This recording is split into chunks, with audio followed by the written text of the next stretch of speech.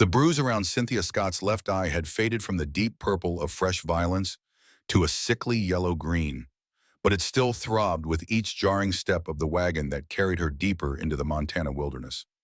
She pressed her fingertips gently against the tender skin, wincing as the memory of Lewis Powell's fist crashed through her mind like thunder across an empty sky. 3 weeks had passed since she'd answered his advertisement for a mail-order bride. 3 weeks since she'd stepped off the train in Billings, where she with nothing but a worn carpet bag and the desperate hope that marriage to a stranger might offer refuge from the cruelties she'd known. The wagon lurched over another rut in the mountain path, and Cynthia gripped the rough wooden seat to steady herself. The driver, a weathered man named Timothy Gonzalez, who'd been paid to deliver her to Lewis Powell's remote cabin, hadn't spoken more than a dozen words since they'd left the settlement that morning. His silence felt like judgment, though she couldn't be certain whether he disapproved of her circumstances or simply found conversation unnecessary on this treacherous journey through the Rockies. Pine trees towered on either side of the narrow trail, their branches so thick they blocked most of the afternoon sun. The air carried the sharp scent of evergreen and the promise of early snow, though it was only late September. Cynthia pulled her threadbare shawl tighter around her shoulders and tried not to think about the winter ahead, trapped in these mountains with a man whose true nature had revealed itself within hours of their hasty wedding ceremony. Lewis Powell had seemed different in his letters. His careful penmanship had painted pictures of a prosperous ranch, of a man seeking companionship and partnership in building a life together. He'd written of loneliness in eloquent phrases that had touched something deep in her heart, something that yearned for belonging after years of moving from one temporary situation to another. The reality had proven far more brutal. The ranch was little more than a failing homestead, and Lewis Powell was a man whose frustrations found their outlet in whiskey and violence. Before we see how this ends, tell us where you are watching from and hype this video in the comments. The memory of their wedding night made her stomach clench with familiar dread. She'd tried to be the wife he'd claimed to want, tried to make the best of the cramped, dirty cabin and the man who seemed to resent her very presence. But nothing she did was right in his eyes. The coffee was too weak, the bread too dense, her voice too quiet when she spoke, and too loud when she tried to fill the oppressive silence. When she'd finally gathered the courage to suggest they might work together to improve their circumstances, he'd backhanded her so hard she'd tasted blood for hours afterward. Timothy Gonzalez cleared his throat, the first sound he'd made in miles.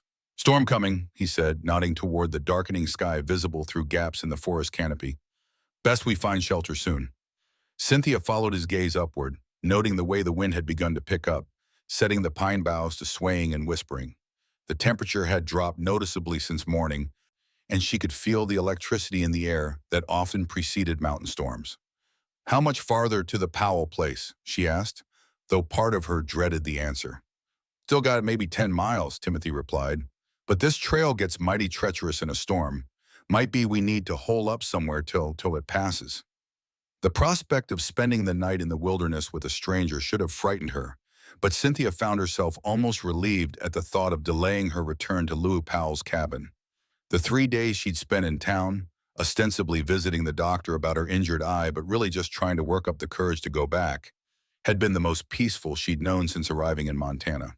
The doctor, an elderly man named Samuel Bailey, had asked pointed questions about her injury that she'd deflected with lies about clumsiness and accidents. But his knowing eyes had suggested he'd seen such accidents before. The first fat raindrops began to fall as they rounded a bend in the trail, and Timothy pulled the horses to a stop. "There," he said, pointing through the trees to where a thin column of smoke rose from what appeared to be a small cabin nestled in a clearing. "Might be someone there can offer us shelter." Cynthia studied the distant structure with a mixture of hope and apprehension. The cabin looked well maintained, with a neat stack of firewood beside the door and a small garden plot that had been carefully tended. Whoever lived there took pride in their home, which was more than she could say for her husband's ramshackle dwelling. "Do you know who lives there?" Timothy shook his head. "Heard tell there's a mountain man lives up this way. Keeps to himself mostly. Name's Mark Hughes, I think. Folks in town don't have much truck with him, but they say he's fair enough if you treat him right." The rain began to fall in earnest as Timothy guided the wagon down the slope toward the cabin. Cynthia pulled her shawl over her head, but the thin wool offered little protection against the increasingly heavy drops. By the time they reached the clearing, she was thoroughly soaked and shivering. The cabin door opened before Timothy could even call out, and a tall figure emerged onto the covered porch. Even through the rain, Cynthia could see that Mark Hughes was a formidable man, broad-shouldered and lean, with dark hair that reached past his collar and a full beard that couldn't quite hide the sharp angles of his face. He wore simple clothes, homespun pants, and a flannel shirt, but they were clean and well-mended. His eyes, she noticed, were the color of storm clouds, and they seemed to take in everything at once. "Storm's getting worse," Mark called out, his voice carrying easily over the sound of rain on leaves. "Best bring your wagon under the lean-to. You and the lady are welcome to wait it out inside." Timothy didn't need to be asked twice. He drove the wagon to the shelter Mark had indicated, a sturdy structure attached to the side of the cabin that would protect the horses and supplies from the worst of the weather. Cynthia remained seated, suddenly uncertain about accepting hospitality from this stranger. Something about Mark Hughes made her feel exposed, as if those gray eyes could see straight through to all the secrets she carried. But the alternative was continuing on through the storm, risking the dangerous mountain roads in conditions that were rapidly becoming treacherous. As another flash of lightning illuminated the clearing, followed by a crack of thunder that made the horses shy nervously, the decision was made for her. Mark approached the wagon with easy, confident strides that spoke of a man comfortable in his own domain. Up close, Cynthia could see that he was younger than she'd first thought, probably not much past 30, though the weathered quality of his skin suggested years spent outdoors in harsh conditions. When he looked up at her, his gaze lingered for just a moment on her bruised eye before moving away with careful deliberation. "Ma'am," he said simply, extending his hand to help her down from the wagon seat. His voice was deep and quiet, with none of the harsh edges she'd grown accustomed to in her husband's tone. "You're welcome in my home until this passes." Cynthia hesitated for just a moment before accepting his assistance. His hand was warm and calloused, strong enough to support her weight easily as she climbed down from the wagon. She murmured her thanks, acutely aware of how she must look, bedraggled and marked by violence, seeking shelter from a stranger's kindness. Timothy was already unhitching the horses, working with the efficient movements of a man who'd done such tasks countless times. "Much obliged for the shelter," he called to Mark. "Name's Timothy Gonzalez. This here's Mrs. Powell. We're heading up to her husband's place, but this storm came up faster than expected." Mark nodded acknowledgement, but his attention remained focused on Cynthia. There was something in his expression that made her feel both protected and vulnerable at the same time. "Mrs. Powell," he repeated, and she thought she detected a slight question in his voice, as if he were testing the name to see how it fit. "Cynthia," she said quietly, then immediately wondered why she'd offered her first name to this stranger when she'd been so careful to maintain proper distance with everyone else she'd met since coming to Montana. "Mark Hughes," he replied, inclining his head slightly in what might have been a small bow. "Let's get you inside where it's warm and dry." The interior of Mark's cabin was a revelation after the squalor of Louis Powell's home. Everything was clean and orderly, from the polished wooden floors to the neat shelves that lined the walls. A fire crackled cheerfully in a stone fireplace, casting dancing shadows across handmade furniture that showed both skill and care in its construction. Books were stacked on a small table beside a comfortable-looking chair, and Cynthia caught a glimpse of titles that suggested their owner was far more educated than his remote location might imply. "Please sit by the fire," Mark said, gesturing toward a chair near the hearth. "I'll put some coffee on. You look chilled through." Cynthia settled into the offered chair gratefully, holding her hands out toward the flames to warm her numb fingers. The simple kindness of the gesture, offered without question or expectation, brought unexpected tears to her eyes. She blinked them back quickly, not wanting to appear weak in front of this stranger who'd shown her more courtesy in 5 minutes than her husband had managed in 3 weeks. Timothy entered, shaking water from his coat. "Horses are settled," he reported. "Looks like this storm's going to be with us for a while. Hope we're not imposing too much on your hospitality." "No imposition," Mark replied, moving about his kitchen with practiced efficiency. "It's been a while since I've had company. Coffee will be ready shortly."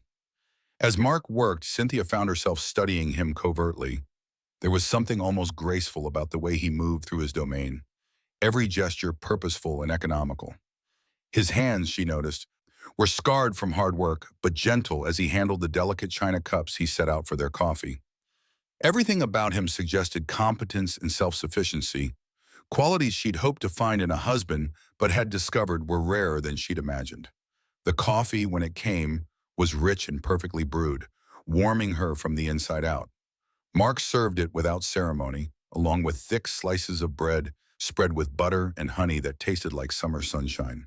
Cynthia couldn't remember the last time she'd eaten something prepared with such care, and she had to force herself not to devour it too quickly. "You're very kind," she said softly, cradling the warm cup between her palms. "I hope the storm passes soon so we won't trouble you further." Mark settled into the chair across from her, his own cup balanced on one knee. "No trouble?" he said again, but his eyes remained fixed on her face with an intensity that made her uncomfortable. Not the predatory discomfort she'd learned to associate with certain kinds of male attention, but something else, something that felt almost like concern. Timothy had positioned himself near the window, watching the storm's progress with the practiced eye of a man who'd spent his life reading weather signs. "Might be clearing to the west," he observed. "Could be we can make it to the Powell place before full dark if it lets up in the next hour or so." The mention of her destination sent a chill through Cynthia that had nothing to do with her wet clothes. She set down her coffee cup with hands that trembled slightly, hoping neither man would notice her reaction. But when she glanced up, she found Mark's gray eyes studying her with an expression she couldn't quite read. "Your husband know you went to town?" he asked quietly, and something in his tone suggested the question wasn't casual conversation. Cynthia felt heat rise in her cheeks. "Of course," she said, but the words came out too quickly, too defensive. "I had business with the doctor." Mark's gaze flicked briefly to her bruised eye, then away again with the same careful deliberation he'd shown earlier. "Dr. Bailey's a good man," he said neutrally. "Known him for years. He take good care of you?" The simple question, asked without judgment or prying curiosity, nearly undid her composure entirely. She nodded, not trusting her voice to remain steady if she tried to speak.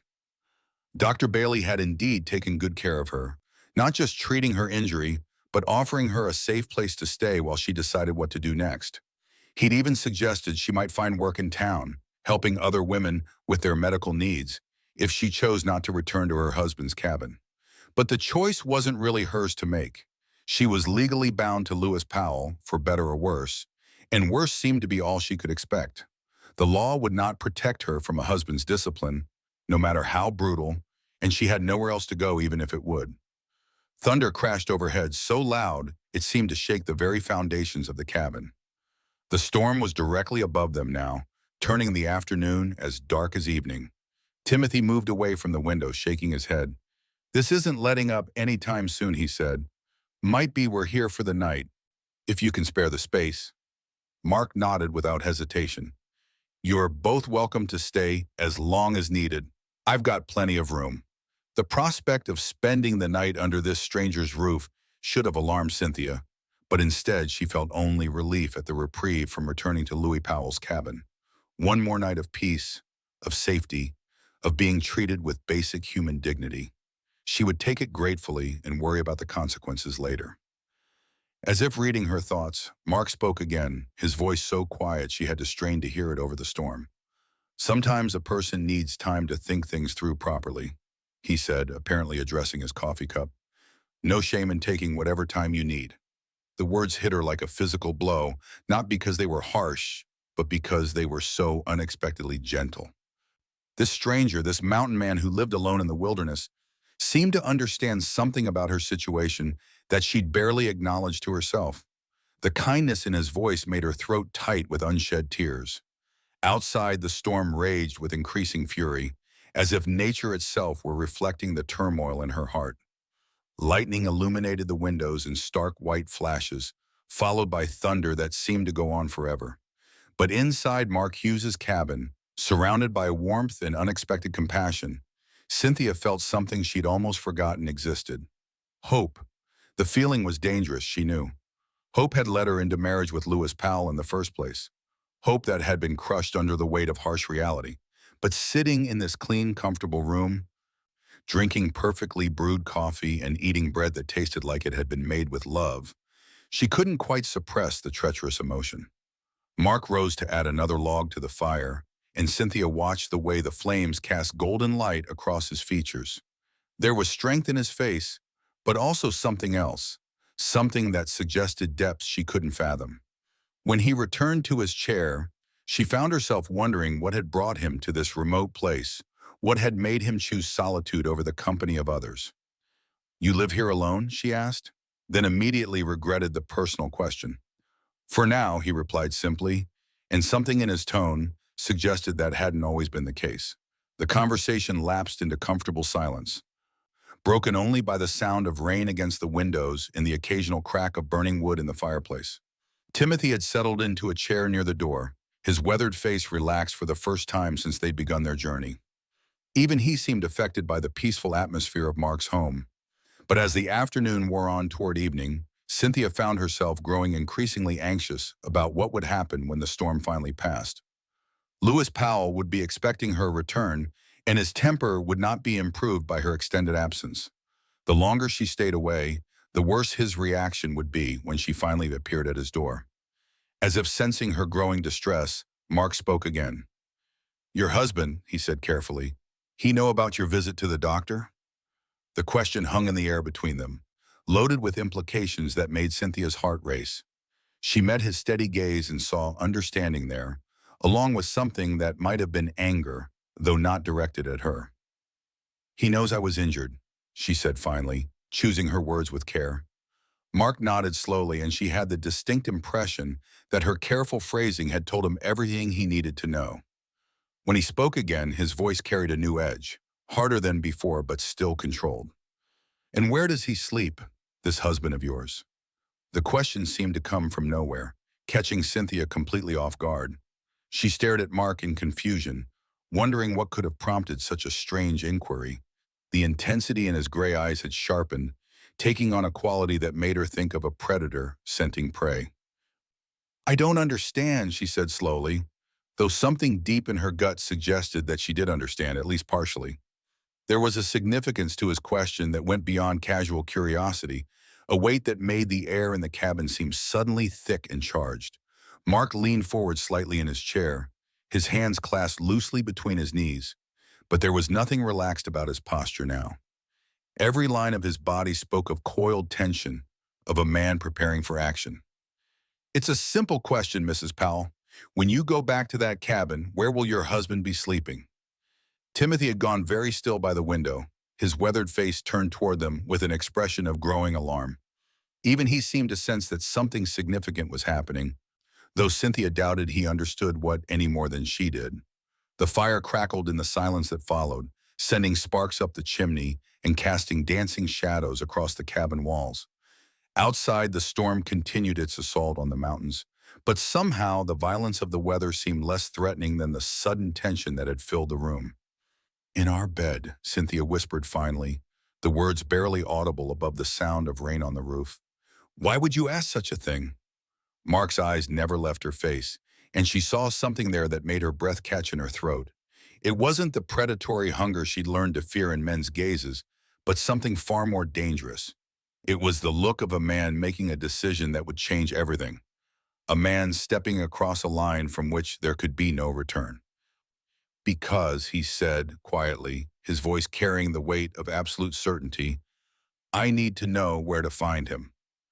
The words hung in the air like smoke from a dying fire, and Cynthia felt the blood drain from her face as their meaning settled into her bones. Mark Hughes sat perfectly still in his chair, but she could see the tension coiled in his shoulders, the way his hands had gone motionless on his knees. This wasn't idle conversation or concern from a good Samaritan. This was something else entirely, something that made the storm outside seem like a gentle summer shower. "I don't understand what you're suggesting," she whispered, though part of her understood all too well. The careful way he'd asked about Lewis's sleeping arrangements, the intensity in those gray eyes, the sudden stillness that had fallen over Timothy by the window.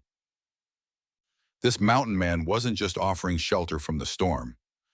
Mark leaned back in his chair, but the movement was predatory rather than relaxed. "I think you understand perfectly," Mrs. Powell. The question is whether you're ready to hear the answer. Timothy cleared his throat from his position by the window, his weathered face creased with worry. Now hold on there, Mark. I don't know what you're thinking, but I was hired to deliver Mrs. Powell safely to her husband's place. That's what I intend to do. Were you hired to deliver her safely? Mark asked quietly. Or just to deliver her? The distinction hit Cynthia like a physical blow. She pressed her hand to her throat, feeling her pulse racing beneath her fingertips. The bruise around her eyes seemed to throb with renewed intensity, as if her body were reminding her of what waited at the end of this journey. Lewis Powell's fists, his whiskey breath, his hands that took what they wanted without asking permission. You don't know anything about my situation, she said, but the words came out weak and unconvincing, even to her own ears. Mark's gaze never wavered from her face. I know enough. I know that bruise wasn't caused by any accident, no matter what story you told Dr. Bailey. I know you've been in town for 3 days when the trip to see him should have taken one. And I know the way you flinch every time someone mentions your husband's name.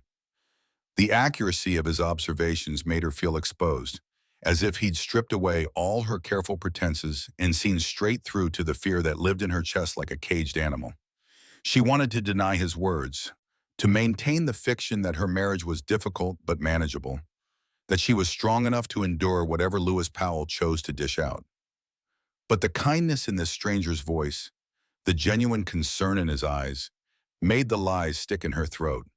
Even if what you're suggesting were true, she said carefully, it wouldn't matter. I'm his wife.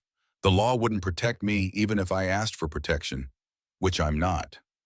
The law, Mark repeated, and there was something almost amused in his tone. Mrs. Powell, we're 100 miles from the nearest sheriff, and winter's coming fast.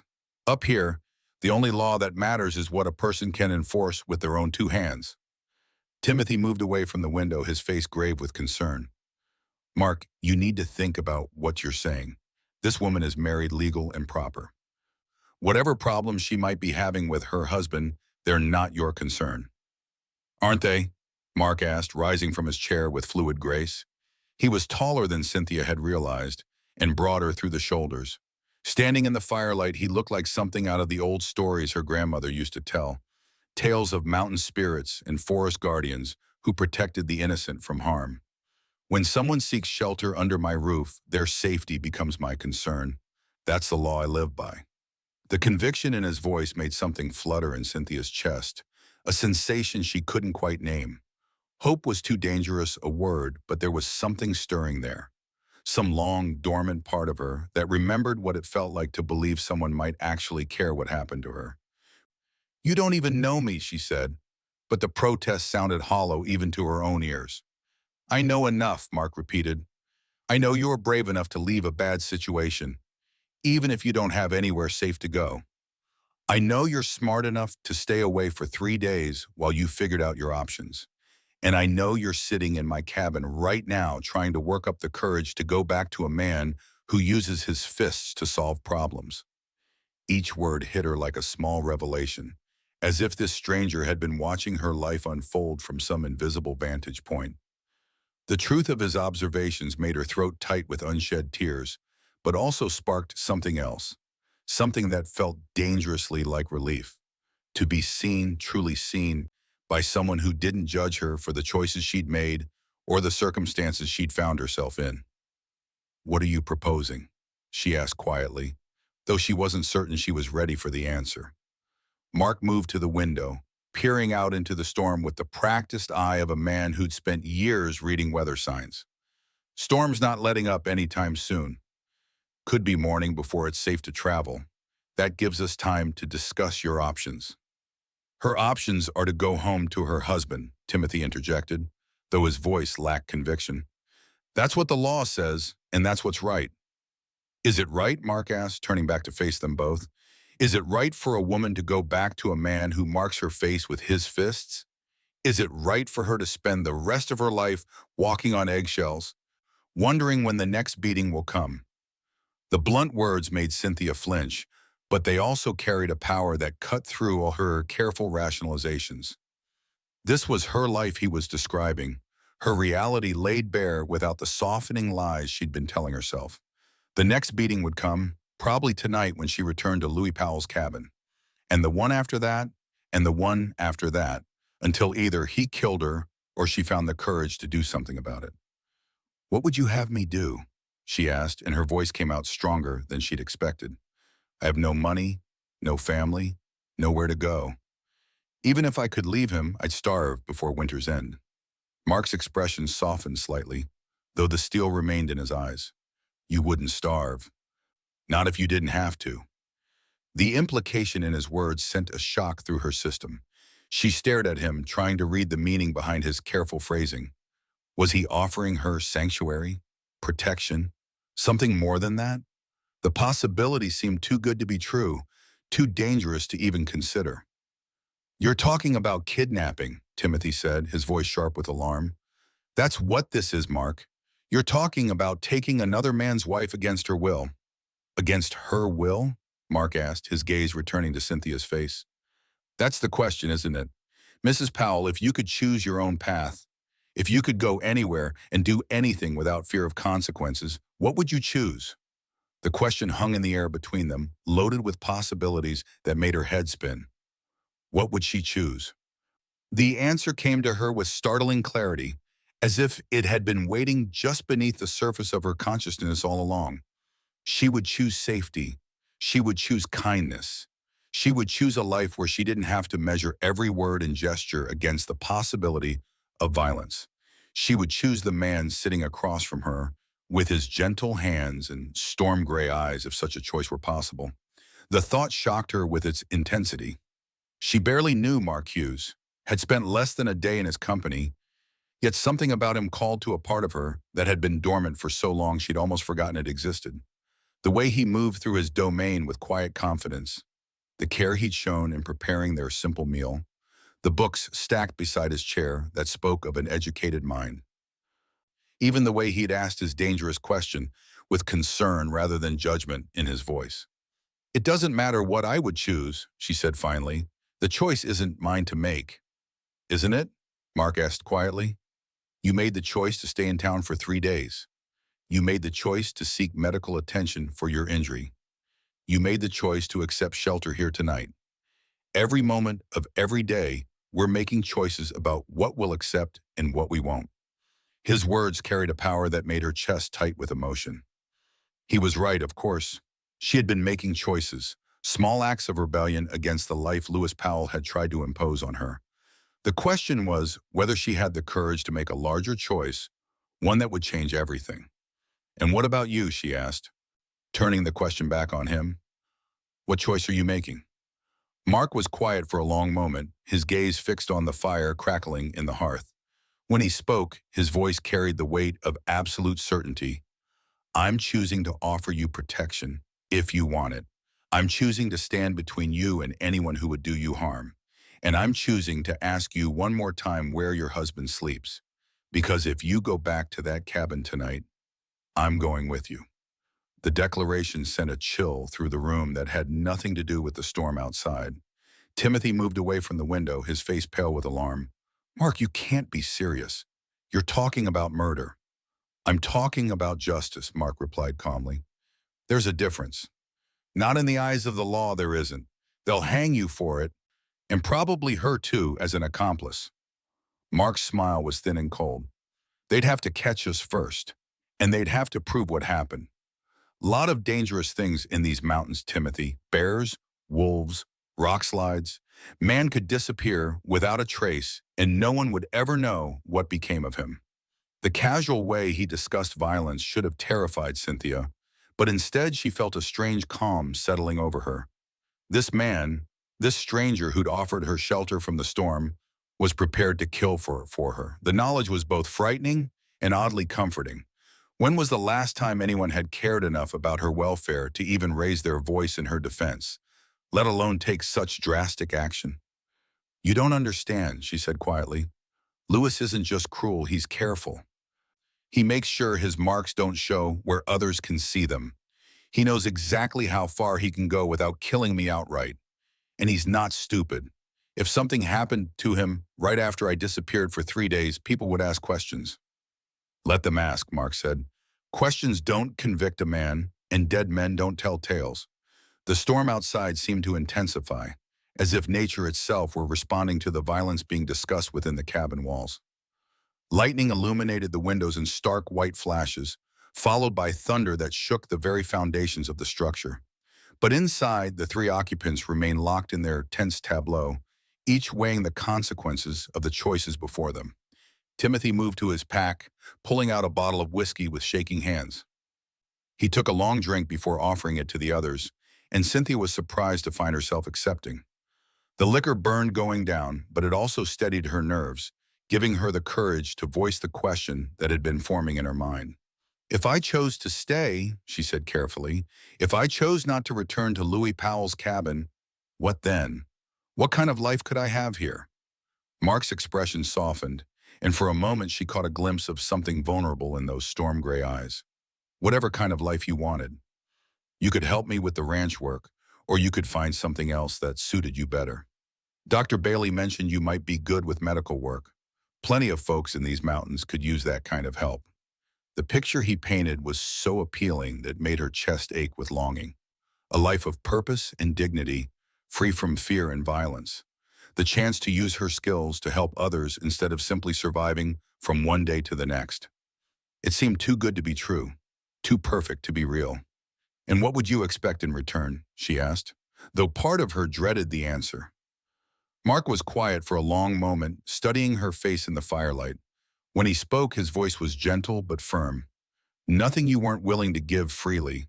I'm not looking to replace one form of bondage with another. The words hit her like a physical blow, not because they were harsh, but because they were so unexpectedly kind. This man, this stranger who barely knew her, was offering her something Louis Powell never had.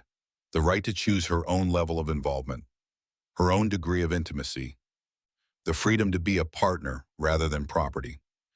You make it sound so simple, she whispered. Maybe it is simple, Mark replied. Maybe we make things more complicated than they need to be because we're afraid of what simple choices might cost us. Outside, the wind howled through the pine trees with renewed fury, and Cynthia found herself thinking about the symbolic nature of storms. They destroyed, yes, but they also cleared the air, washed away the old to make room for the new. Perhaps this storm had brought her to Mark Hughes's cabin for a reason. Perhaps this was the moment when she stopped being a victim of circumstance and started taking control of her own destiny. The decision, when it came, felt as natural as breathing. She looked up at Mark Hughes, this mountain man who'd offered her shelter and safety and something that might even be love, and felt the last of her resistance crumble away. He sleeps on the right side of the bed, she said quietly, always the right side closest to the door. He says it's so he can protect me if anyone tries to break in, but really it's so I can't leave without waking him. Mark nodded slowly as if her words had confirmed something he'd already suspected. And where do you keep the lamp? On the table beside the bed. But Mark, you have to understand, he's not a small man. He's strong and he's mean, and he won't go down easy. I'm counting on it, Mark replied, and there was something almost predatory in his smile. A man like that deserves to know what's coming. Timothy set down his bottle with shaking hands, his face pale in the firelight. This is madness. Both of you have lost your minds. Mrs. Powell, you can't seriously be considering this. And Mark, you're talking about throwing your life away for a woman you met 6 hours ago. Sometimes 6 hours is enough, Mark said simply. Sometimes you know what's right the moment you see it. His words made something flutter in Cynthia's chest, a sensation she'd almost forgotten existed. When was the last time someone had looked at her and seen something worth protecting, worth fighting for? When was the last time anyone had cared enough about her welfare to risk their own safety? What about afterwards, she asked. If you do this thing, if you go through with it, what happens then? We can't stay here. People will come looking. We go deeper into the mountains, Mark said. I know places where no one will ever find us.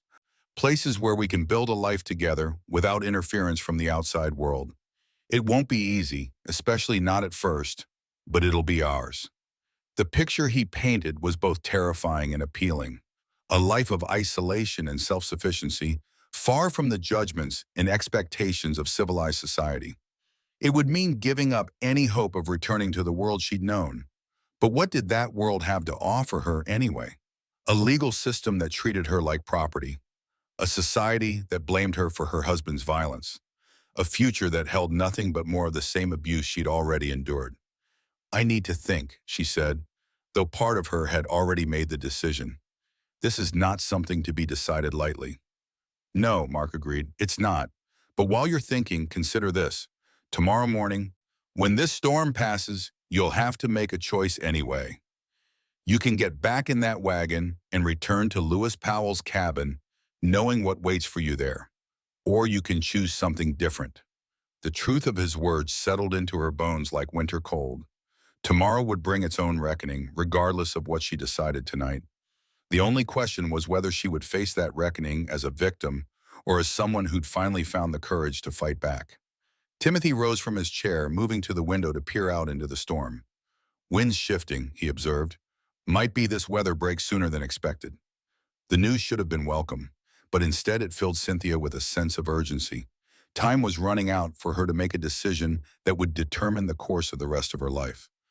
Stay and accept Mark's protection, knowing it would likely mean Lewis Powell's death, or return to her husband's cabin and accept whatever punishment he chose to inflict for her extended absence. "Tell me about your life here," she said to Mark, needing to understand what she might be choosing. "What would my days look like if I stayed?" Mark settled back in his chair, his expression thoughtful. "Depends on the season. Summer and fall, there's the garden to tend, animals to care for, preparations for winter. I do some trapping, some hunting, trade with folks who pass through. Winter's quieter, more time for reading and planning for the next year. It's a simple life, but it's honest work." "And lonely," she observed.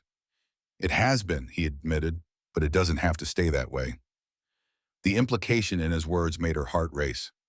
He wasn't just offering her protection or partnership in work. He was offering her companionship, possibly even love. The idea was both thrilling and terrifying. She'd married Lewis Powell for practical reasons, seeking security and stability.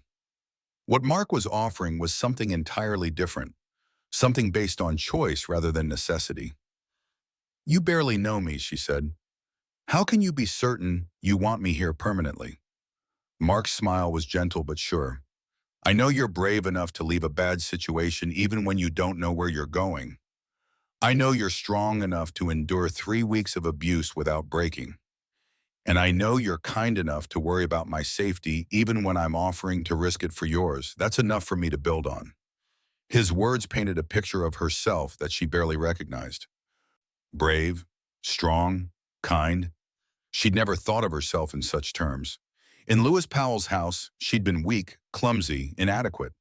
But perhaps that said more about Lewis Powell than it did about her. "And if it doesn't work out," she asked, "if we find we're not suited to each other?" "Then we figure out something else," Mark said simply. "But we do it as partners, not as master and servant. You'd have a voice in whatever decision we made." The concept was so foreign to her experience that she almost couldn't process it. A voice in her own destiny, the right to disagree, to express preferences, to be heard and respected. It seemed too good to be true. Thunder crashed overhead, so loud it seemed to shake dust from the rafters. The storm was reaching its peak, nature unleashing its full fury on the mountains. But inside the cabin, Cynthia felt a strange calm settling over her. The decision was becoming clearer with each passing moment. "If I choose to stay," she said carefully, "if I choose to let you do this thing, I need you to promise me something." "Anything," Mark replied without hesitation. "Promise me you'll be careful. Promise me you won't take unnecessary risks. I couldn't bear it if something happened to you because of me." The concern in her voice seemed to surprise him, and his expression softened with something that might have been wonder. "You're worried about me." "Of course I'm worried about you. You're talking about risking your life for someone you barely know. That's either very noble or very foolish, and I'm not sure which." "Maybe it's both," Mark said with a slight smile. "But I promise you this, I'll be as careful as I can be while still getting the job done. Lewis Powell won't see me coming, and he won't have a chance to hurt you again." The finality in his voice sent a shiver through her that had nothing to do with the cold. This wasn't idle talk or empty threats. Mark Hughes was a man who meant what he said, and what he was saying was that Lewis Powell would die before another day passed. The knowledge should have horrified her, but instead she felt only a deep, abiding relief. "When?" she asked quietly. "Tonight, if the storm breaks. Tomorrow night if it doesn't. No point in waiting once the decision's made." Timothy turned from the window, his face grave with concern. "I can't be part of this. I won't help you commit murder.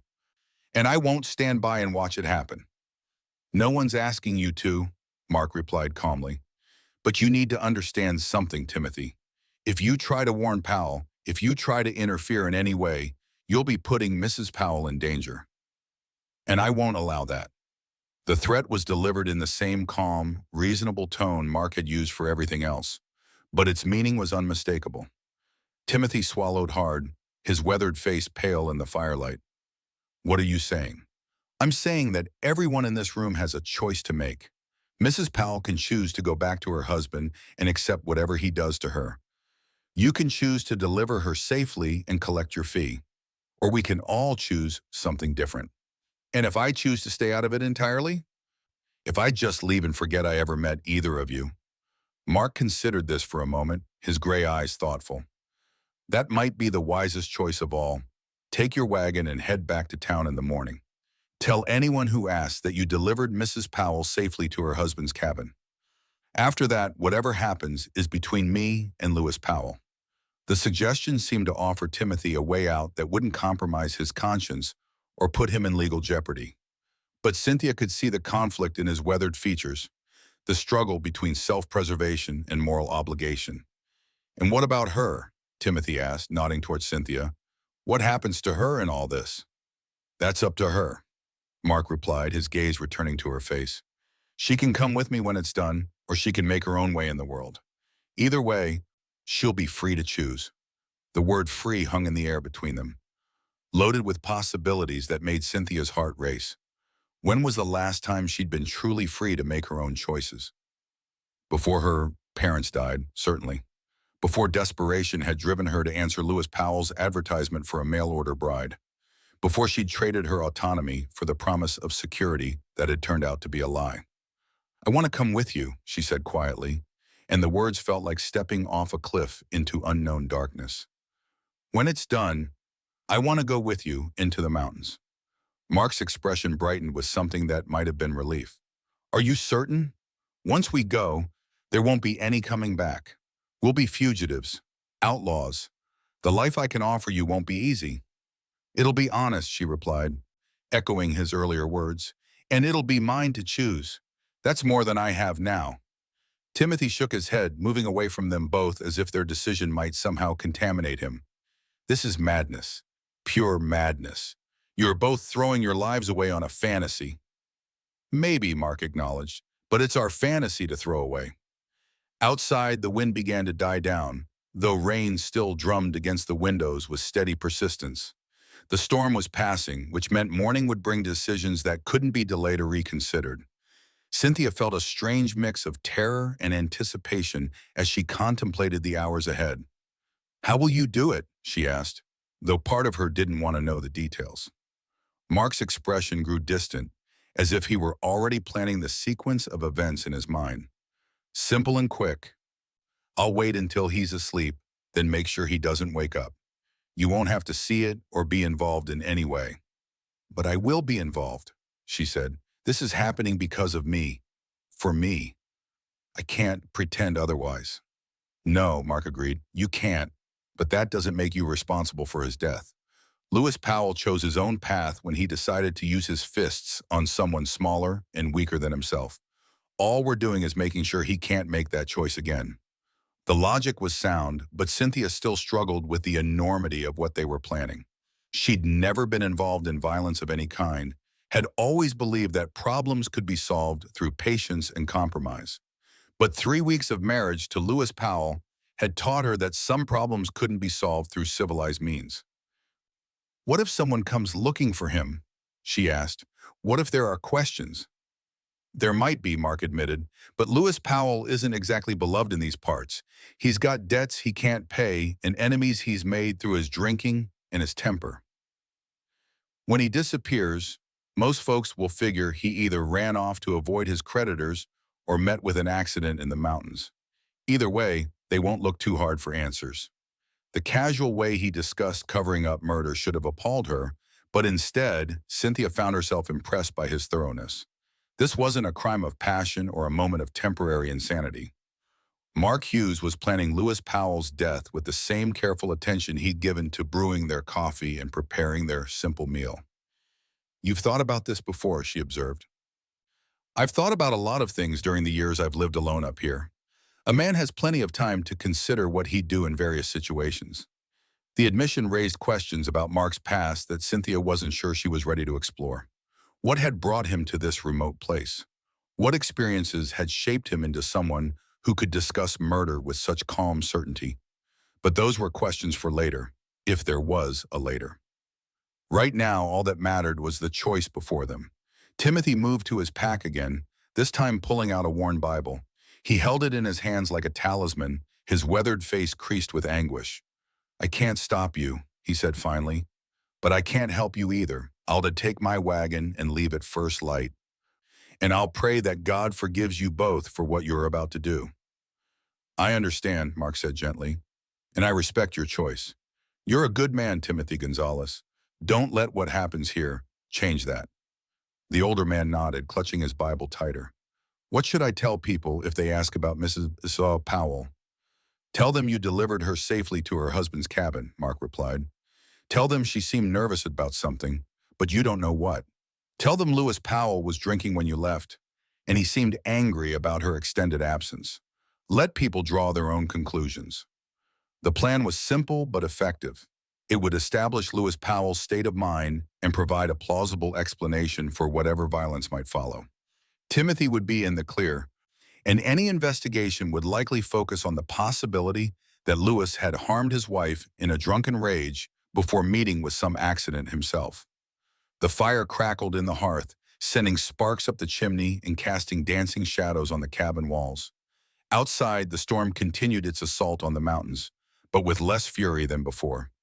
Dawn was still hours away, but already Cynthia could feel the weight of approaching decisions pressing down on her like a physical burden. "I should try to get some rest," she said, though she doubted sleep would come easily with everything that lay ahead. Mark nodded, rising from his chair with fluid grace. "You can have my bed. I'll make do with blankets by the fire." The offer was generous, but it also highlighted the strange intimacy of their situation. She was about to become complicit in murder with a man she'd known for less than a day, yet he was still treating her with the careful courtesy of a stranger. The contradiction would have been amusing under different circumstances. "Thank you," she said simply, accepting his kindness without protest. As she prepared for bed in the small alcove that served as Mark's bedroom, Cynthia found herself thinking about the morning that awaited them. By this time tomorrow, Lewis Powell would be dead, and she would be a fugitive from justice, fleeing into the wilderness with a man who'd killed for her.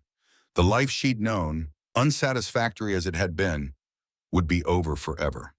But as she settled into Mark's narrow bed, surrounded by the scent of pine and wood smoke that seemed to cling to everything he owned, she felt something she hadn't experienced in months. Peace. Tomorrow would bring its own challenges, its own dangers and uncertainties. But tonight, for the first time since arriving in Montana, she felt truly safe. Protected not just by walls and locks, but by someone who'd chosen to stand between her and harm. Someone who'd looked at her bruised face and seen not damaged goods, but a person worth fighting for. Outside, thunder rolled across the mountains one final time before the storm began its slow retreat toward the eastern plains. And in the growing quiet that followed, Cynthia Scott closed her eyes and dreamed of freedom. Dawn crept across the Montana wilderness like a cautious animal, painting the sky in shades of pearl and rose that filtered through the dissipating storm clouds. Cynthia woke to the sound of Mark moving quietly around the cabin, his boots soft against the wooden floor as he prepared for what lay ahead. She had slept fitfully, her dreams filled with images of violence and flight, of hands that struck and hands that protected, of choices that could never be undone. The air in the cabin felt different somehow, charged with the weight of imminent action. Through the small window beside Mark's bed, she could see that the storm had passed, leaving behind a world washed clean and gleaming with moisture. Pine needles sparkled like jewels in the early light, and the mountain peaks stood sharp and clear against the brightening sky. It was a beautiful morning for terrible things. Mark appeared in the doorway of the alcove, fully dressed and carrying a cup of coffee that steamed in the cool air. His gray eyes met hers with an expression that was both gentle and resolute, the look of a man who had made peace with what he was about to do. "Timothy's already gone," he said quietly, settling the cup on the small table beside the bed. "Left about an hour ago. He'll be back in town by noon, telling anyone who asks that he delivered you safely to your husband's cabin." Cynthia sat up slowly, pulling the rough blanket around her shoulders against the morning chill. The knowledge that Timothy Gonzalez was already distancing himself from their plan brought home the reality of what they were attempting. By tonight, she would either be free or dead, and there would be no middle ground between those possibilities. "Are you ready?" she asked, though she could see the answer in the set of his shoulders, the careful way he moved through his domain as if memorizing every detail. "I've been ready since the moment I saw that bruise on your face," Mark replied. "The question is whether you're ready. Once we start down this path, there's no turning back." She sipped the coffee he'd brought her, letting the bitter warmth settle into her bones as she considered his words. Was she ready to become complicit in murder? Was she ready to abandon the civilized world forever, to disappear into the wilderness with a man who killed for her? The question should have filled her with doubt, but instead she felt only a deep, abiding certainty. "I'm ready," she said simply. "What do you need me to do?" Mark's expression softened slightly, though the steel remained in his eyes. "Nothing. Stay here, keep the fire going, and wait for me to come back. If I'm not back by sunrise tomorrow, take whatever supplies you can carry and head for the old mining camp about 20 miles north. There's a woman there named Amy Flores who will help you get to Canada." The casual way he discussed contingencies for his own death made her chest tight with fear. She reached out without thinking, her fingers closing around his wrist with surprising strength. "You will come back. Promise me." "I promise," he said, and something in his voice made her believe him. "Lewis Powell is a bully and a drunk, but he's not a killer. He won't be expecting trouble, and he won't be prepared for it. I'll be back before you know it." Outside, a bird called from somewhere in the forest, its song clear and sweet in the morning air. The sounds seemed to mock the violence they were planning, a reminder that the natural world continued its ancient rhythms regardless of human cruelty and human justice. Cynthia found herself wondering if she would ever hear birdsong the same way again, or if it would always remind her of this moment when her old life ended and her new one began. Mark rose from his position beside the bed, moving with the fluid grace that had marked all his actions since she'd met him. He was dressed in dark clothes that would blend with the shadows, and she noticed he'd strapped a long knife to his belt, the blade hidden beneath his coat. The sight of the weapon should have frightened her, but instead it brought a strange comfort. This man was prepared to do violence on her behalf, to risk everything for someone he barely knew. "There's something I need to tell you," she said as he moved toward the door. "About Lewis. He doesn't just hit me when he's angry. He hits me because he enjoys it, because it makes him feel powerful. Even if you give him a chance to surrender, he won't take it. He'll fight because fighting is what he does." Mark paused in the doorway, his hand resting on the frame. When he looked back at her, his expression had gone cold in a way that made her think of winter storms and unforgiving mountains. "Good," he said quietly. "That'll make this easier." The door closed behind him with a soft click, leaving Cynthia alone with her thoughts in the crackling fire. She rose from the bed and moved to the window, watching as Mark's figure disappeared into the forest with the silent efficiency of a predator. He moved like he belonged in the wilderness, like he was as much a part of it as the trees and stones and rushing streams. The waiting began. Hours passed with agonizing slowness. Cynthia tried to occupy herself with small tasks around the cabin, washing the dishes from their simple meal, tending the fire, even attempting to read one of Mark's books. But her mind refused to focus on anything except what was happening in Lewis Powell's distant cabin. Was Mark already there? Had he found a way inside? Was Lewis still alive, or had justice already been served? The sun climbed higher in the sky, burning off the last of the morning mist and warming the air until she could open the cabin windows to let in the fresh breeze. The normalcy of the day felt surreal, as if the world should somehow acknowledge the violence being done in its midst. But the birds continued singing, the wind continued rustling through the pine boughs, and time continued its relentless march toward whatever resolution awaited. She found herself thinking about the woman Mark had mentioned, Amy Flores at the old mining camp. What kind of life did a woman live in such a place? What circumstances had driven her to seek refuge in the wilderness, far from the safety and comfort of civilization? Perhaps they weren't so different, she and this mysterious Amy Flores. Perhaps the mountains were full of women who'd chosen exile over submission, freedom over security. The thought brought her a measure of comfort.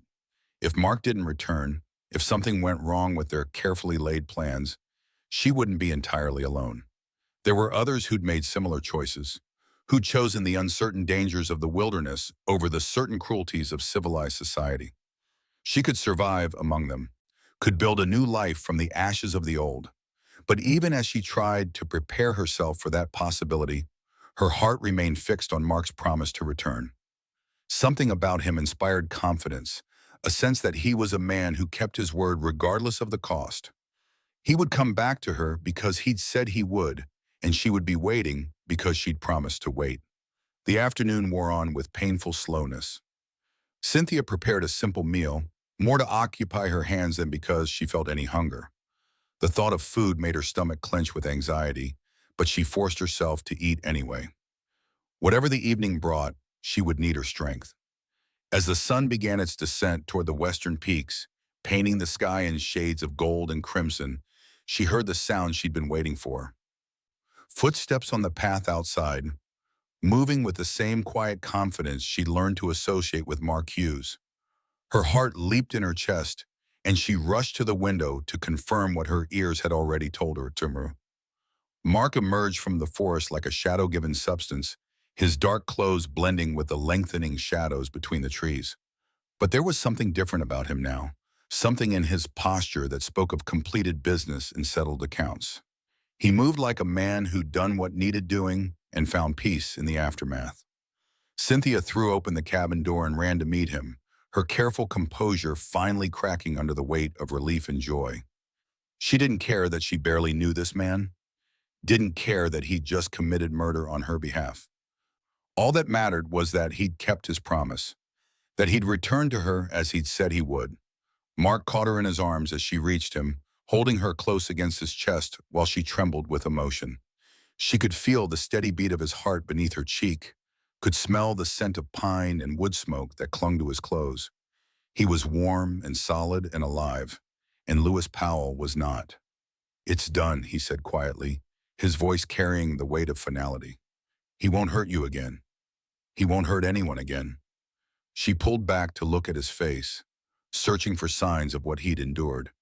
There was a small cut on his cheek that hadn't been there when he left, and his knuckles were scraped and bloodied. But his eyes were clear and calm, showing no signs of regret or torment. "Did he suffer?" she asked, though she wasn't certain she wanted to know the answer. "Not long," Mark replied, "but long enough to know why it was happening." The words should have horrified her, but instead they brought a deep satisfaction that she didn't entirely understand. Justice had been served, not by courts and judges who would have blamed her for her husband's violence, but by a man who'd seen the truth and acted on it. Lewis Powell had died knowing that his cruelty had finally caught up with him. "What happens now?" she asked, though she thought she already knew the answer. Mark's arms tightened around her, and she felt something shift between them, some barrier falling away now that the immediate crisis had passed. "Now we disappear. We take what we can carry and head deeper into the mountains, to places where no one will ever find us. Are you ready for that kind of life?" She thought about his question seriously, considering all it implied. A life of isolation and hardship, far from the comforts and conveniences of civilization. No more hot baths or store-bought goods. No more social gatherings or familiar faces. Just the two of them against the wilderness, building something new from nothing but determination and mutual need. "I'm ready," she said, and meant it completely. "When do we leave?" "Tonight after full dark. I want to be well away from here before anyone thinks to come looking." They spent the remaining daylight hours preparing for their departure. Mark moved through his cabin with systematic efficiency, selecting only the most essential items for their journey: tools and weapons, medical supplies, enough food to sustain them until they could establish themselves in their new location. Everything else, the furniture he'd crafted with his own hands, the books he'd collected over the years, would be left behind like artifacts of a previous life. Cynthia helped as best she could, though she had little to contribute beyond the clothes on her back. Her entire worldly possessions consisted of the worn carpet bag she'd brought from the train station and the few items she'd managed to salvage from Louis Powell's cabin during her brief marriage. It seemed fitting somehow that she should begin this new chapter of her life with nothing but what she could carry. As darkness settled over the mountains, they loaded their supplies onto two horses that Mark had kept in a small corral behind the cabin. The animals were sturdy mountain breeds, accustomed to rough terrain and harsh conditions. They would carry their human companions far from civilization into the trackless wilderness where maps ended and legends began. Mark extinguished the fire in the cabin hearth, then stood for a moment in the doorway, looking back at the home he was abandoning forever. Cynthia watched his face in the moonlight, seeing the mixture of regret and resolve that marked this moment of transition. This place had been his sanctuary, his refuge from what bird demons had driven him to seek solitude. Now he was giving it up for her, trading his peaceful isolation for an uncertain future. "Are you sure about this?" she asked quietly. "You're giving up everything you've built here." Mark turned to her, and in the pale light she could see the certainty in his expression. "I'm not giving up everything. I'm choosing something better." They mounted their horses and rode into the night, following game trails that wound through the forest like silver ribbons in the moonlight. Mark led the way with the confidence of a man who knew every stone and stream in these mountains, while Cynthia followed close behind, her heart pounding with a mixture of fear and exhilaration. Behind them, the cabin stood empty and dark, already beginning its transformation from home to memory. Ahead lay the unknown, vast and dangerous and full of possibility. They rode in silence, saving their breath for the long journey ahead, but Cynthia felt a strange peace settling over her, despite the uncertainty of their situation. For the first time in her adult life, she was exactly where she chose to be, with exactly the person she chose to be with.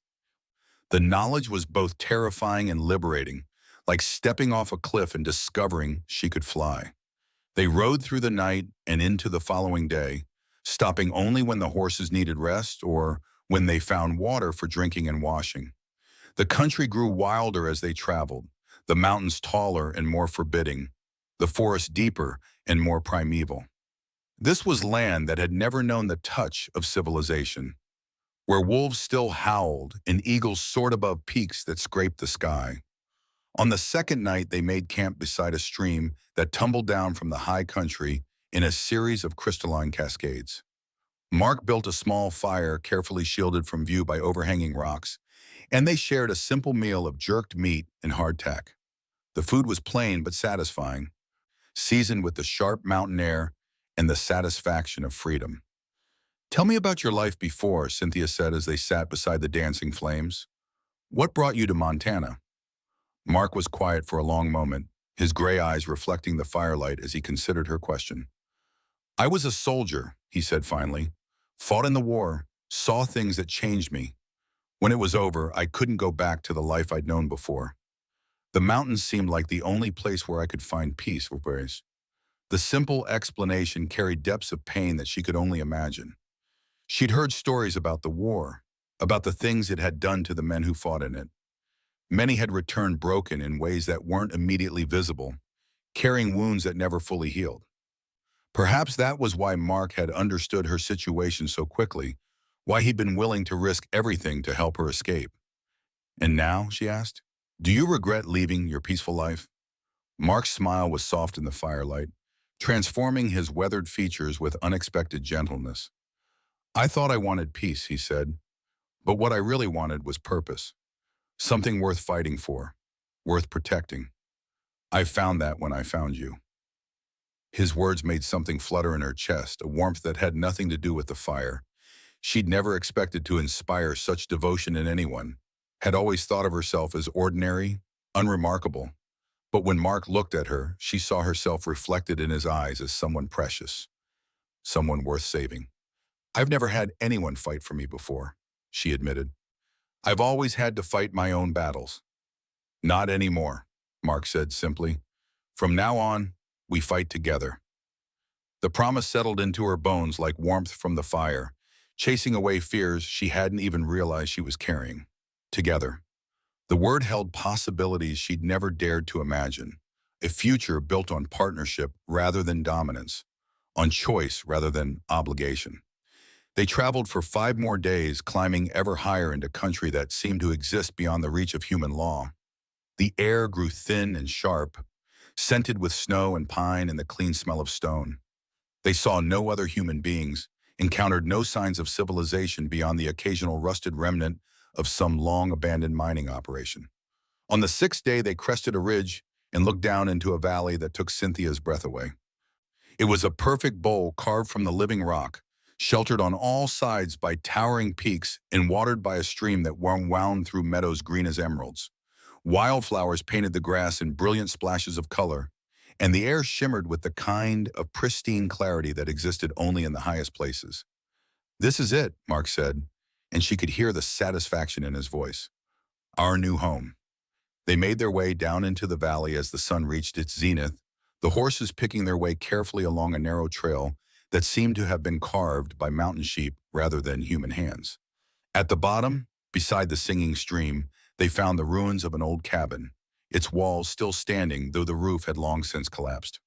We can rebuild it, Mark said, studying the structure with a practiced eye. Make it strong enough to last through the winters. There's good hunting here, good grazing for the horses, and water that runs year-round. We could live here for the rest of our lives without ever seeing another soul. The prospect should have daunted her, but instead Cynthia felt only excitement at the challenge ahead.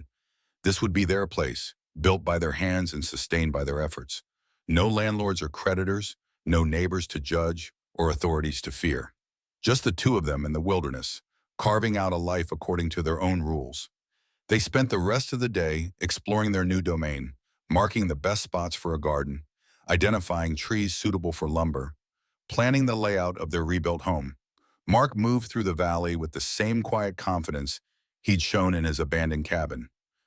But there was something different about him now. Something that spoke of a man who'd found his true calling. As evening approached, they made camp beside the stream, building their fire from deadfall gathered in the surrounding forest. The flames danced cheerfully in the gathering dusk, casting golden light across the meadow grass and reflecting off the surface of the water. It was a scene of such perfect peace that Cynthia found herself wondering if she was dreaming. "Are you happy?"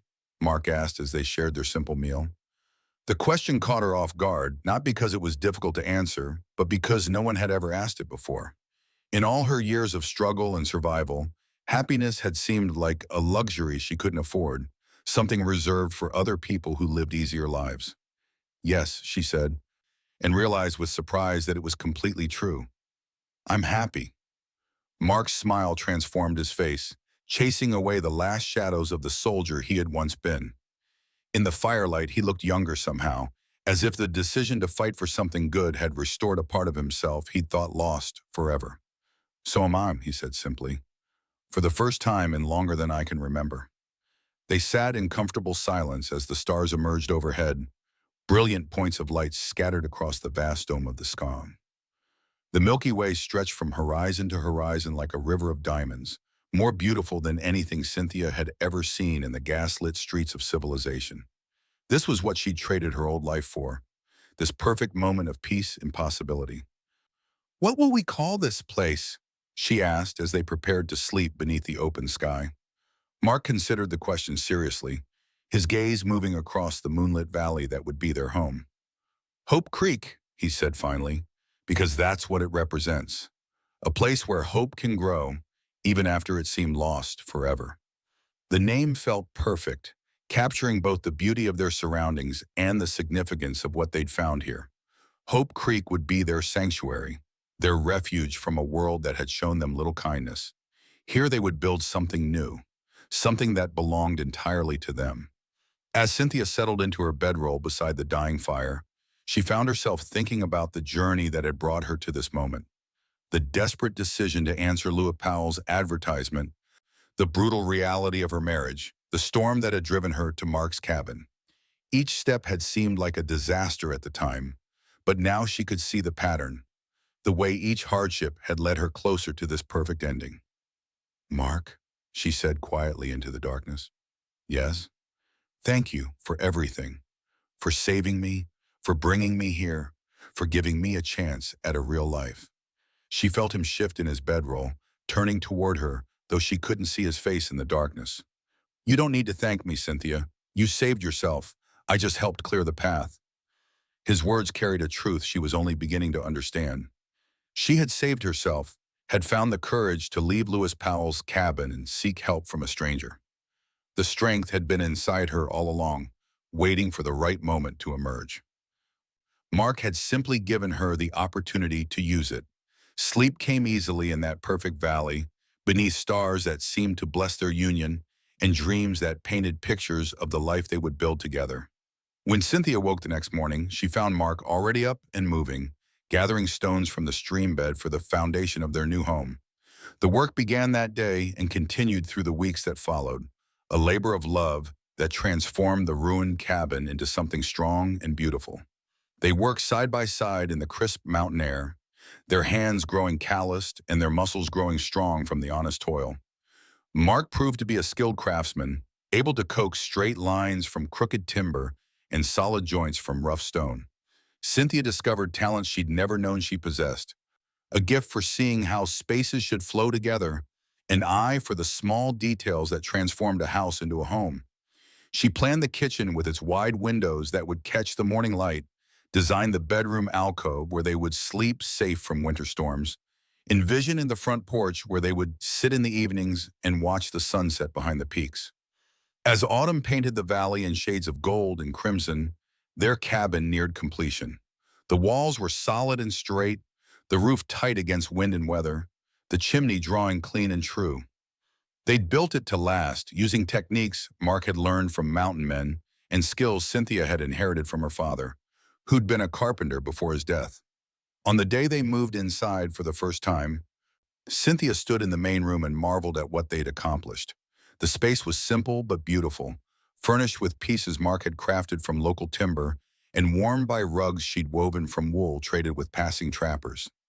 Sunlight streamed through windows that looked out on their valley, and the air smelled of fresh wood and the herbs she'd hung from the rafters to draping. "It's perfect," she said, and meant it completely. Mark came up behind her, his arms encircling her waist as they stood together in their new home. "It's ours," he said, and she could hear the wonder in his voice. "No one can take it from us. No one can tell us how to live in it. It belongs to us completely." The words carried weight beyond their simple meaning, encompassing all the freedom and security they'd found in this remote valley. Here they were truly free, bound only by the laws they chose to accept and the promises they made to each other. Winter came early to the high country, blanketing their valley in snow that sparkled like crushed diamonds in the pale sunlight. But their cabin was warm and tight, their larder well-stocked with game and preserved vegetables from their garden. They spent the long evenings by the fire, reading from books they'd acquired through trade, planning improvements for the spring, simply enjoying the profound peace of their isolation. It was during one of these quiet evenings, as snow fell steadily outside their windows, that Mark asked the question Cynthia had been expecting for weeks. "Will you marry me?" he said, his voice quiet but certain. "Not because you need protection or security, but because you choose to. Because you want to build a life with me that's based on love instead of fear." The proposal was everything she'd never dared to hope for, an offer of partnership built on respect and affection rather than desperation and necessity. When she looked at Mark in the firelight, she saw not just the man who'd saved her from Lewis Powell's fists, but the partner who'd helped her discover her own strength. "Yes," she said simply, and felt the last pieces of her broken heart finally heal completely. They were married by the light of the spring moon, with only the mountains as witnesses and the stream as their choir. Mark had carved rings from local gold, simple bands that caught the moonlight as they exchanged vows they had written themselves. Cynthia promised to stand beside him through whatever challenges their isolated life might bring, while Mark vowed to protect and cherish the woman who taught him that some things were worth fighting for. As summer returned to Hope Creek, bringing with it the return of wildflowers and migrating birds, Cynthia found herself thinking often about the journey that had brought her to this perfect life. The bruise around her eye had long since faded, leaving no trace of Lewis Powell's violence, but the strength she'd discovered in herself remained. She was no longer the desperate woman who'd answered a stranger's advertisement for a mail-order bride, no longer the victim who'd endured abuse because she saw no other choice. She was Cynthia Hughes now, partner to a man who valued her opinions and cherished her presence, mistress of a domain carved from the wilderness by their combined efforts. On a morning in late June, as she tended the garden they'd planted together, she heard the sound of approaching horses on the trail that led up from the lower country. Her first instinct was fear, the old terror that someone had finally tracked them down, that their perfect life was about to be destroyed by the outside world. But when the riders emerged from the forest, she recognized the weathered face of Timothy Gonzalez, the man who'd driven her toward what should have been her doom, but had instead delivered her to salvation. Behind him rode a woman Cynthia didn't recognize, though something about her bearing suggested she'd known hardship and overcome it. "Mrs. Hughes," Timothy called out, touching his hat brim in respectful greeting. "Hope you don't mind the intrusion. This here's Amy Flores. She's got a story I think you might want to hear." Amy Flores proved to be the woman Mark had mentioned, the one who helped other refugees find their way to safety in the remote mining camp. She was younger than Cynthia had expected, with intelligent dark eyes and hands that spoke of hard work honestly done. Over coffee and fresh bread in their sunny kitchen, she told a story that was both familiar and heartbreaking. "There's others like you," Amy said quietly. "Women who've found the courage to leave bad situations but don't know where to go. The mining camp's getting crowded and winter's always hard. Some of them might not make it through another one." The implication was clear, and Cynthia felt her heart respond to the unspoken request. Hope Creek could support more than just two people, could become a sanctuary for others who needed what she and Mark had found here. The valley was large enough, the resources abundant enough, to shelter a small community of people who'd chosen freedom over security. She looked at Mark, seeing her own thoughts reflected in his gray eyes. This was why they'd been brought together, why they'd been led to this perfect place, not just to save themselves, but to create something that could save others. "How many?" Mark asked simply. "6 right now," Amy replied. "But there'll be more. There's always more." Cynthia thought about the woman she'd been a year ago, desperate and alone and convinced she had no choices left. If someone had offered her a place like Hope Creek, then would she have been brave enough to take it? She liked to think she would have been, but she also knew that courage was easier to find when you weren't facing it alone. "Bring them," she said, and felt Mark's hand close over hers in silent support. "All of them. We'll make room." Amy's smile was radiant, transforming her weathered features with joy and relief. "You're sure it won't be easy building a community from nothing? And there's always the risk that someone will come looking." "Let them look," Mark said quietly. "This is our land, now our law. Anyone who comes here with violence in mind will find more than they bargained for." The promise carried the weight of absolute certainty, and Cynthia felt a familiar flutter of pride at the strength of the man she'd chosen. He would protect their growing community with the same fierce dedication he'd shown in protecting her, would stand between the innocent and harm regardless of the cost. Timothy and Amy departed the next morning, carrying word back to the mining camp that Hope Creek was open to anyone who needed sanctuary. Within a month, the first refugees began to arrive. Women and children mostly, though a few men came as well, all of them carrying stories of hardship overcome and new lives begun. They built additional cabins as the community grew, each family contributing their skills and labor to the common good. A blacksmith named Henry Bennett set up a forge beside the stream, while a woman called Samantha White established a school for the children in a grove of aspen trees. Janet Cruz, who'd been a seamstress before fleeing an abusive marriage, organized the women to create a workshop where they could produce goods for trade with the outside world. By the end of their second year in Hope Creek, Cynthia and Mark presided over a thriving community of nearly 30 souls, all of them bound together by their shared commitment to freedom and mutual protection. The valley had been transformed from a wilderness sanctuary into something approaching a small town, complete with its own customs and traditions. But at the heart of it all remained the simple truth that had brought Cynthia and Mark together in the first place. Sometimes the greatest strength came from admitting vulnerability, and sometimes the bravest choice was to accept help from an unexpected source. The mail-order bride who'd arrived with a black eye had become the founding mother of a community built on the radical idea that everyone deserves safety, dignity, and the chance to choose their own path. On quiet evenings, when the work was done and the community settled for the night, Cynthia would sit with Mark on their porch and watch the sun set behind the peaks that sheltered their valley. The bruise around her eye was long gone, but the strength she'd discovered in herself remained, deeper and more enduring than any mark of violence could ever be. She was exactly where she belonged, with exactly the people she'd chosen to call family, in a place that existed because sometimes strangers were willing to ask the right questions and fight for the right answers. Hope Creek had become more than just a name, more than just a place on no map.